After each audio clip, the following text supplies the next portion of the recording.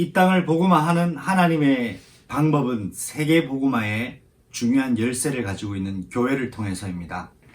교회는 무엇입니까? 교회는 예수님이 머리가 되셔서 예수를 그리스도라 믿고 고백하는 자들을 그의 공동체, 예수 그리스도의 몸으로 몸된 공동체라고 하죠.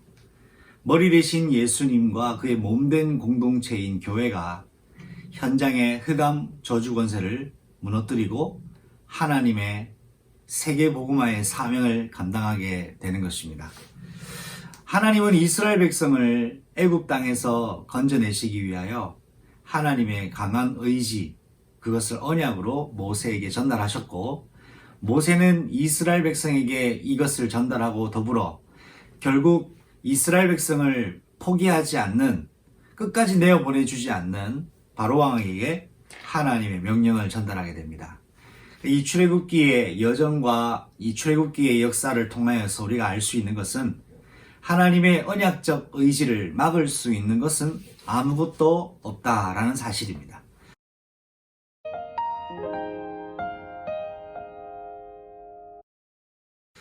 그래서 우리가 지금까지 계속해서 사단의 전략에 관해서 어떻게 사단이 하나님의 백성들을 흔들어 놓고 현실 앞에서 언약 놓치게 만드는지를 살펴봤는데요.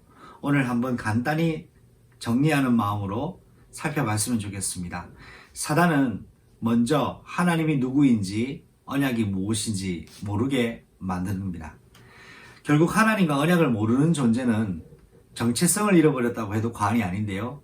불신 현장은 하나님이 없는 현장이기 때문에 사실상 자기 정체성을 상실한 채 살아가고 있다는 것을 기억해야 됩니다. 그렇기 때문에 정체성이 없는 인생을 사는 사람에게는 주인이 없는 것 때문에 사단이 그의 인생의 주인 노릇을 하는 거죠. 주인 아닌데 주인 노릇을 한다는 것을 기억해야 됩니다. 더더군다나 이 사단은 하나님이 주신 언약을 듣지 못하게 만듭니다. 하나님 말씀을 들리지 않도록 만든다는 거죠. 아무리 복음을 전달해도 사단은 그 복음 받아야 될 대상자들이 듣지 못하도록 방해하고 마음의 문을 닫아버리기는 합니다. 또한 하나님 말씀을 들어도 깨닫지 못하도록 하는 것이 사단의 전략입니다. 말씀을 듣고 깨달을 때 비로소 내 인생에 중요한 작은 변화가 시작됩니다. 복음의 능력은 작은 변화에서부터 출발한다는 것을 우리는 기억해야 되겠습니다. 하나님께서 우리에게 주신 이 언약 가지고 우리 인생의 현장에서 우리를 속이는 흑암 저주 권세를 무너뜨리는 이 기도의 비밀로 복음의 능력으로 작은 변화를 우리가 오늘도 인도받아야 되겠습니다. 자, 사단의 네 번째 전략입니다. 바로 우리가 하나님께 제사는 드리되 예배는 드리되 본질은 놓쳐버리라는 것이 사단의 전략입니다.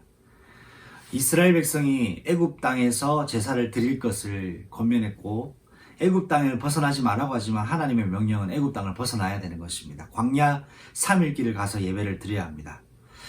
고로 불신자들에게는 구원받지 못하도록, 또 교회 성도들은 은혜 받지 못하도록, 또한 교회는 전도와 선교하지 못하도록 사단이 막고, 이런 전략으로 교회를 교회되게 하는 것을 막는다는 것을 우리는 기억하고 교회가 교회되어지는 작은 출발을 할 수 있어야 되겠습니다.